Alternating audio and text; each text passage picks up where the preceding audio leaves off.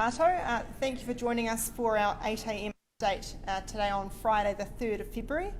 I'm Rachel Kelleher. I'm the Deputy Controller on duty at the moment for Auckland Emergency Management. And for this morning's briefing, I'm joined by Ross Roberts, who's the head of Auckland Council's Engineering Resilience team. We are expecting Georgina Griffiths, our Auckland-based meteorologist from Met Service, to come in. She is just having a few delays, but we're hoping that she will join us shortly to give us the latest information on what we can expect for the weather for the coming long weekend.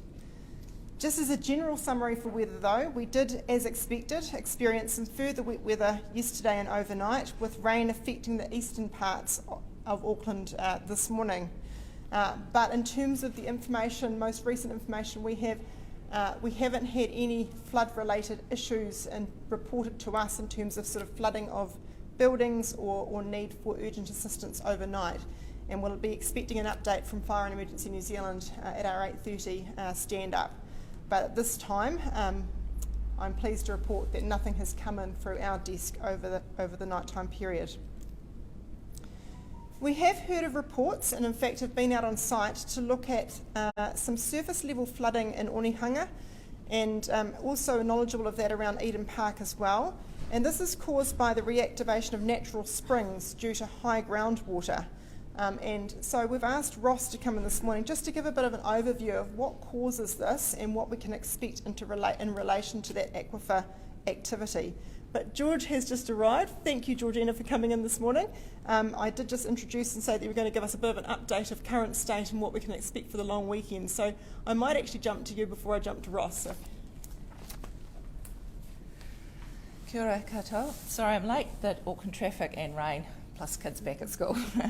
Okay, so what are we expecting? We're nearly out of the woods, Auckland, just about there. So we have had rain, quite modest rain overnight in the east of the region, and that's spreading across elsewhere at the moment. We see an improving trend today. The rain goes away. We do turn into a spotty shower situation this afternoon. But Met Service will lift all severe weather watches and thunderstorm risk later today. So give us an hour, we'll get our stuff together, and we are looking at a drier spell. Saturday and Sunday look calm and quiet on the weather front, which is great news. For Monday, the public holiday Waitangi Day, we expect pulses of showers coming in the early hours and extending through most of the daytime. These are not expected at this stage to be impactful or severe, but we'll obviously keep a close eye on it. The good news for people not affected by the flood is that we actually lose some of that humidity and the risk of heavier showers into Monday afternoon, which is great news. Southwesterly winds come in and a cooler, drier regime. So from Tuesday, expecting a settled period to maintain through most of early next week. So again, good news for the clean-up. Thank you. Thank you, Georgina. That's definitely the news that we want to hear heading into next week.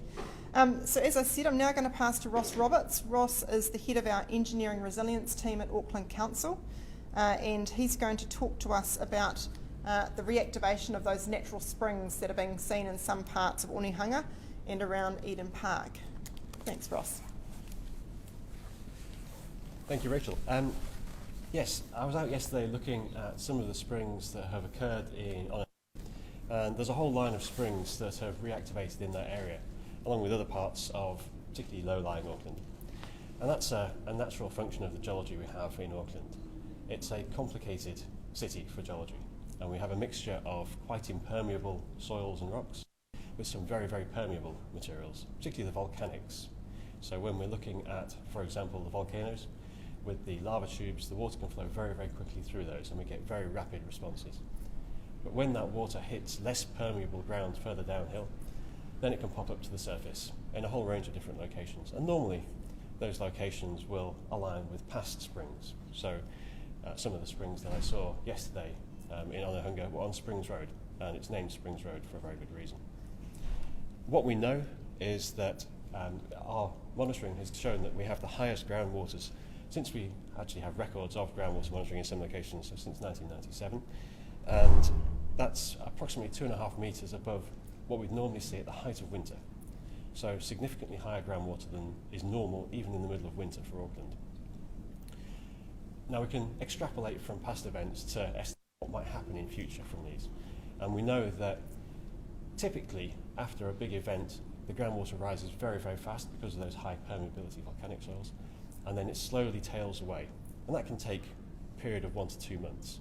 But the most important factor is that the peak drops very quickly, and so we would expect the springs that have occurred to naturally peter out over a period of a few days as long as the flow slows. So it's worth reminding everyone these are natural features, natural springs. They do reoccur in extreme circumstances and they will naturally stop as well. I recommend if anyone is affected by a spring that they, first of all, stay away from any surfaces that the water is flowing out from under. The water can erode out underneath concrete slabs, underneath pavements, and leave voids underneath, and it's very important that people are cautious and try not to take risks in those circumstances. Look out for any silt coming out of the water. Normally springs flow clear, and if there is silt flowing out, that indicates that erosion is actually happening, and that means that the risk of voids is increased. Be wary of soft ground and new cavities that might occur. If you see cracks in pavements or in roads that are associated with springs, please report them to Council or Auckland Transport so that we can investigate them and ensure that any cavities that do form are quickly filled before they become a sinkhole. And if you have private land, private property that is affected, please get engineering advice if you suspect that there may be any voids underneath any structures or in any cavities underneath a building. Thank you. Thanks, Ross. So I'm now just going to move on to quite a brief update just on a few of our other support services. So in our welfare area, we're continuing to conduct our needs assessments and working at pace to find temporary accommodation for those that have been misplaced or needing to stay out of their home for a period of time. Overnight we had, in most recent information, about 57 people in our civil defence centres and community support hubs. And those 57 made up of people that also came in overnight for the first time. So we have still got quite a dynamic situation in terms of people may have had accommodation with family or friends but are now needing to come somewhere else. So those services will continue to be available, and people can also contact us through our 0800 22 2200 number if they do need help with accommodation. Information on what support is available can be found on the Auckland Emergency Management website, or alternatively, people can come in and talk to us at one of those civil defence centres or one of the community support hubs, of which now we have a number. With regards to waste and thinking about the more settled weather coming ahead and people probably wanting to get in for round 2 of clean-up in some areas, we are continuing to work closely with the New Zealand Defence Force to progress the clean-up as quickly as possible. Again, as I mentioned yesterday, this is a massive job. We have had flooding impacting properties almost across the full extent of the region, and to get round everywhere is going to take us some time, to get skip bins out, to get our waste services across to everybody. But just be assured, if you're able to access a transfer station, then we have a number of those, including with private providers that are stood up and ready to take waste if you're not able to organise that through your insurance company. To make that easy for you, we just remind you to call ahead in advance, again on that 0800 22 2200 number, and that will just help us manage your journey and visit to the transfer station in a way that you are not going at a time that you're perhaps going to have to wait for long periods.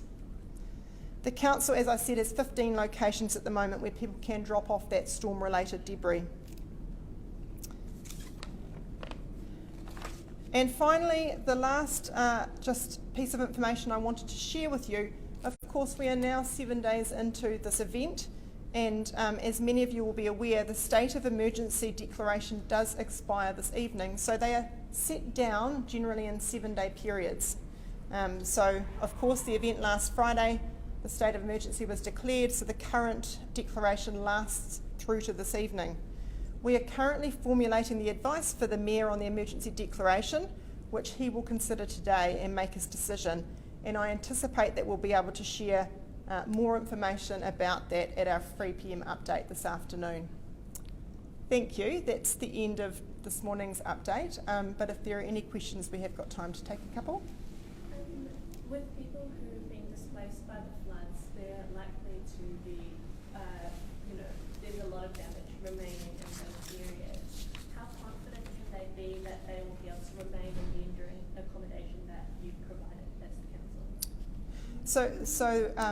With respect to, so people are going to have a range of different circumstances. So, you know, we talk about the placard or the sticker system that's in progress with our building assessment team.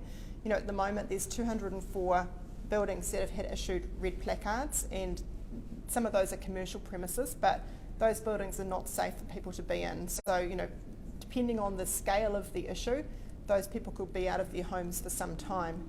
The yellow placarded properties, of which currently we have over 1,000, are generally able to be used, but will have some level of compromise. So there may be some restrictions to the way, well, there will be some level of restriction to the way people use them.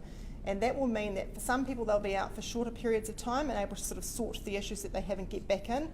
For some people, those yellow placard or stickered properties still may need quite long-term fixes. So it is quite a complex situation in terms of people's needs.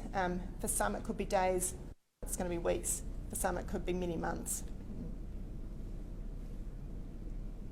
Yesterday Ian McCormick mentioned that he was looking at, or the teams were looking at reassessing some of those red placards. Has there been any update on that? That was their priority through yesterday and today, so I expect we'll be able to share some more information on that this afternoon. And so what they were doing was going back and re-evaluating or giving some priority, in addition to finishing off the assessments that needed to be done for properties that hadn't yet been got to, but looking at some of the red placarded properties, again doing more detailed assessment.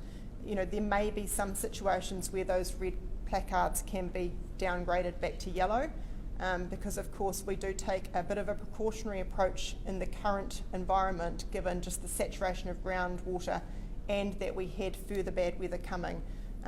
We didn't want a situation where people were staying in properties that then could have been immediately impacted by the next round of rain in a dangerous way. So they are doing that re-evaluation process, and there may be some changes, but we'll be able to talk to those later today. Any other questions? No? Thank you, everybody.